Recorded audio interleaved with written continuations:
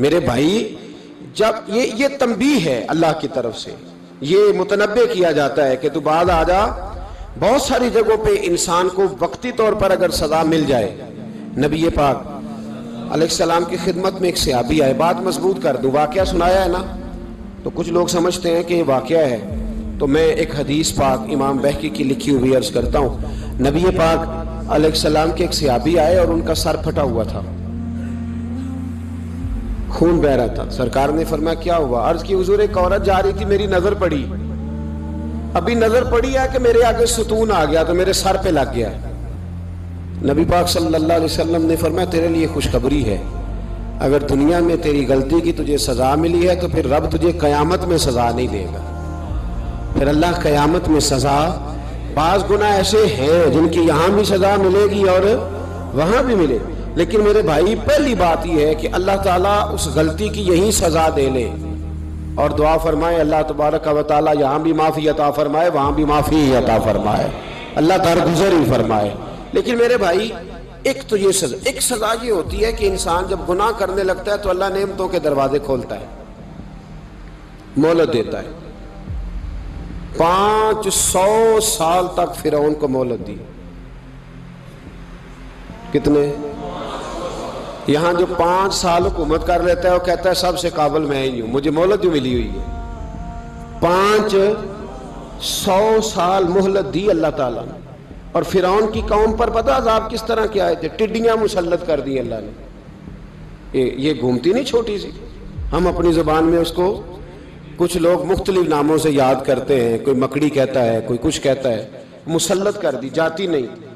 ان پر بنی اسرائیل کے ان مقابل جو فرعون کی قوم تھی ان پر الزام اس طرح کا عذاب آیا کہ مینڈک مسلط کر دی اللہ تعالیٰ.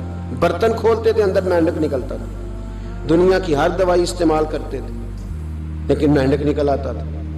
تھوڑا سا سمجھا کریں چیزوں کو. ہمارے رنگ نہیں زیادہ گورے کہ ہم پر عذاب نہیں آتا. کوئی بہت زیادہ اللہ تعالیٰ معاف فرمائے دولت نہیں جمع کرا بیٹھے شاہی خزانے میں کہ ہم سے پوچھا نہیں جائے گا. یہ مہلت ہے، مہلت کو مہلت سمجھو. پھر جب پکڑ آتی ہے نا اللہ کریم کی، میں نے دیکھا ہے کروڑوں روپیہ، 6 اولادیں. ایک شخص کے بچے باہر سے آ رہے تھے، وہ بندہ بیمار تھا. مجھے کہنے لگا حضرت جی دعا کریں میں ان کے آنے سے پہلے مر جاؤں ورنہ آ کے مجھے مار دیں گے. دعا کریں. اتنی بے سکونی، کروڑوں روپیہ پڑا ہے تو یہ عذاب نہیں؟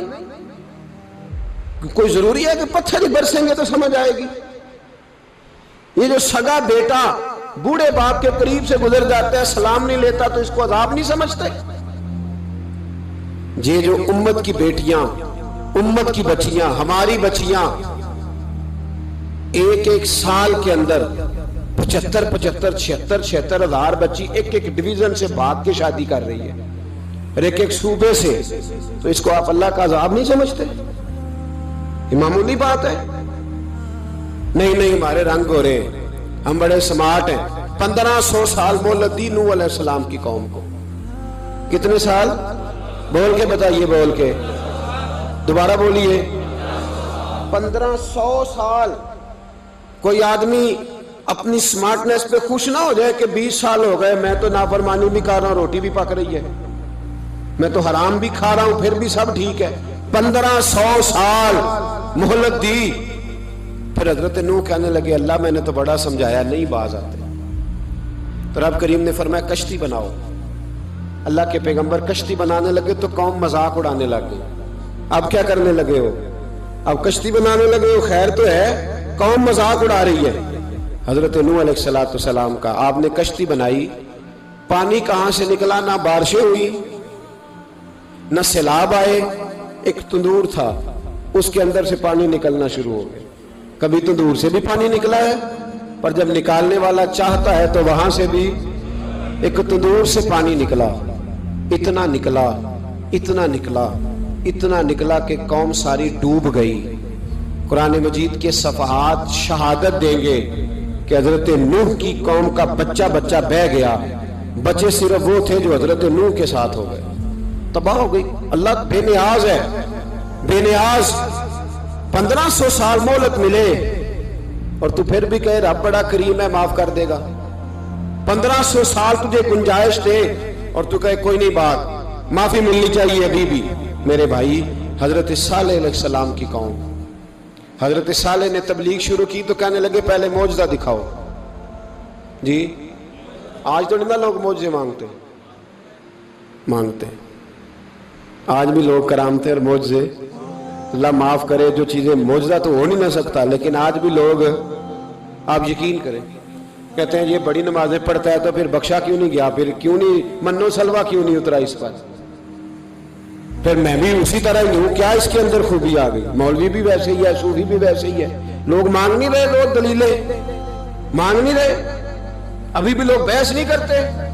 کیا فرق آ گیا جی, ویسے ہی ہیں سارے. اللہ تعالیٰ سے ڈرنا چاہیے. ہمیں سامنے والے کی طرف دیکھ کر صحیح ہونے کا حکم نہیں ہے, ہمیں اپنی اصلاح کا حکم ہے. اپنی طرف دیکھ کے اپنے آپ کو ٹھیک کرنے کا. الزام لگا کے گزر جانا, اس کا کوئی مطلب. سنو اور یاد رکھو, حضرت صالح علیہ السلام سے کہنے لگے پہلے معجزہ دکھائیں, تو حضرت صالح علیہ السلام نے فرمایا اونٹ کہاں سے پیدا ہوتے ہیں, کہا اونٹنی کے بطن سے. فرمایا آؤ میں تمہیں پہاڑ کے اندر سے اونٹنی پیدا کر کے دکھاتا ہوں. کہاں سے؟ پہاڑ کے اندر سے. حضرت نوح ساتھ لے کے گئے تو پہاڑ کے اندر سے اونٹنی نکلی, اور اونٹنی بھی گابن تھی, اس کے پیٹ میں بچہ, اور اونٹنی اتنا دودھ دیتی تھی کہ ساری بستی دودھ پی جاتی تھی, پھر بھی دودھ بچ جایا کرتا تھا. لیکن حضرت نوح علیہ السلام نے فرمایا اب تم نے دیکھ تو لیا یہ اسے, یہ جتنا دودھ دے گی روٹی بھی اتنی کھائے گی. ایک دن تم سارے پانی پیو گے, ایک دن یہ سارا پانی پیا کرے گی. ایک دن تم سارے باقی جانوروں کو گھاس کھلاؤ گے, ایک دن یہ اونٹنی, اور اونٹنی کا نام کیا؟ ناقۃ اللہ, اللہ کی اونٹنی. کس کی اونٹنی؟ نام کیا ہے؟ اللہ کی. یہ اللہ کی اونٹنی ہے. تو حضرت نوح علیہ السلام کی اونٹنی. فرمایا اس کی بے ادبی نہ کرنا. باز نہیں آئے لوگ, باز نہیں آئے. کہنے لگا جی دودھ دینا تو ٹھیک ہے, پر یہ جو سارا پانی پی جاتی ہے نا یہ صحیح نہیں, یہ جو ساری گھاس کھا جاتی ہے یہ نہیں ٹھیک. دودھ دینا تو ٹھیک ہے پر یہ نہیں صحیح. آپ نے فرمایا اسے کچھ نہ کہنا, اللہ کی اونٹنی ہے. میں کہا کرتا ہوں ان لوگوں نے ناقۃ اللہ کی بے ادبی کی, حضرت نوح علیہ السلام کی اونٹنی کی ٹانگیں کاٹ دی, صالح علیہ السلام کی. اور دیکھو اللہ بڑا بے نیاز ہے, اگر پیدا کرنا جانتا ہے تو حفاظت کرنی نہیں جانتا. لیکن رب کریم نے فرمایا نہ کرنا. انہوں نے ان کے پیر کاٹ دیے, کانوں پہ چھریاں لگائیں. اونٹنی جب مر گئی, اونٹنی اللہ تبارک و تعالیٰ کی وہ اونٹنی جب مر گئی تو حضرت صالح علیہ السلام کی قوم پر رب کریم نے زلزلہ بھیجا. اذا زلزلت الارض زلزالہا, جب زلزلے آئیں گے, اور جب ان کا زلزلہ آنا زلزلہ آتا ہے نا, کیا کرتی ہے قوم؟ لا الہ الا اللہ, لا الہ الا اللہ, کلمے جاری ہو جاتے. بلکہ ایک دفعہ ایسا بھی ہوا کہ مسجدوں میں اعلان ہونے لگے زلزلہ آ رہا ہے. جو فجر کے لیے نہیں اٹھے زلزلے کے لیے وہ بھی اٹھ گئے. جن کا دعویٰ ہے نا میری سویرے آنکھ نہیں کھلتی, ان کی لگی نہیں کتنے گھنٹے, بعد میں بھی نہیں لگی. ٹی وی پہ اعلان ہوتے رہے کوئی نہیں آ رہا, سو جاؤ چپ کر کے. لیکن آنکھ لگی. موت سے تو ڈرتا ہے, اللہ سے ڈرتا ہی نہیں. موت کا خوف ہے, رب کا نہیں. زلزلہ آیا, ساری قوم تباہ ہو گئی. بتاؤ اگر ناقۃ اللہ کی گستاخی ہو تو اللہ ناراض ہو جاتا ہے, اور اگر اولیاء اللہ کی ہو, اگر اولیاء اللہ کی ہو تو رب ناراض نہیں ہوتا.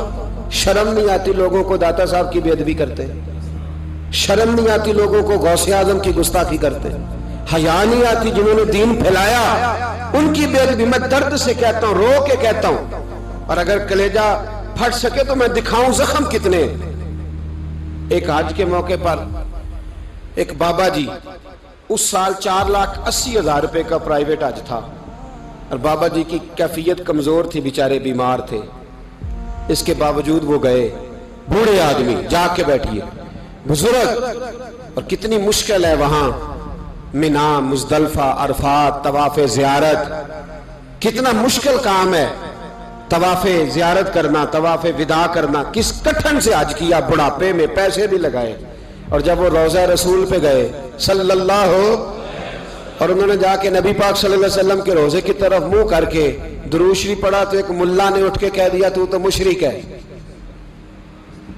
تو میری روح کانپی. میں نے کہا تجھے شرم نہیں آئی, حیا نہیں آئی؟ اس کی عمر دیکھ, کس بڑھاپے میں کہاں سے چلا کہاں آیا. یہ مشرک ہوتا تو کسی مندر میں جاتا, یہ مشرک ہوتا تو کسی گرجے میں جاتا. یہ مشرک نہیں, یہ مومن ہے. اور یہ وہ والا مومن ہے جس کے سینے میں دل جب دھڑکتا ہے تو خالی دھڑکتا نہیں, ساتھ وہ محمد عربی پہ درود و سلام بھی پڑھتا ہے. شرم نہیں آتی لوگوں کو, اتنی بڑی گستاخی کرتے ہیں. جو روزہ رسول پہ آیا مشرک ہے. میں نے تو ایک مولوی کو صاف صاف کہا تھا, میں نے کہا اگر میں مشرک ہوں تو نکالو, مشرک کا داخلہ تو یہاں ویسے ہی منع ہے. شرم نہیں آتی, اپنی زبان کا ایک پاس کرو کچھ. اتنا ظلم, اتنی بڑی فرقہ واریت امت میں, اتنا امت کو تقسیم کرتے ہو, تمہیں شرم نہیں آتی؟ جہاں سے اتحاد کا پیغام دینا چاہیے وہاں سے تم لوگوں کو فرقے کا پیغام دیتے ہو, ایک مقصود فرقے کی تبلیغ کرتے ہو. خدا رہا تو میں کہہ رہا ہوں, ناقت اللہ کی بے ادبی پہ عذاب آتا ہے, تو اولیاء اللہ کی بے ادبی پہ نہیں آتا. داتا صاحب ساری دن کی تبلیغ کرتے رہے, ایک آدمی نے اٹھ کے کہہ دیا جناب وہ تو شرک کا اڈا ہے, تو رب کریم ناراض نہیں ہوتا ان باتوں سے؟ ہمیں خیال کرنا چاہیے, اللہ سے ڈرنا چاہیے. ان چیزوں سے عذاب آتا ہے اور آ رہا ہے. اللہ تعالی ہمیں محفوظ فرمائے.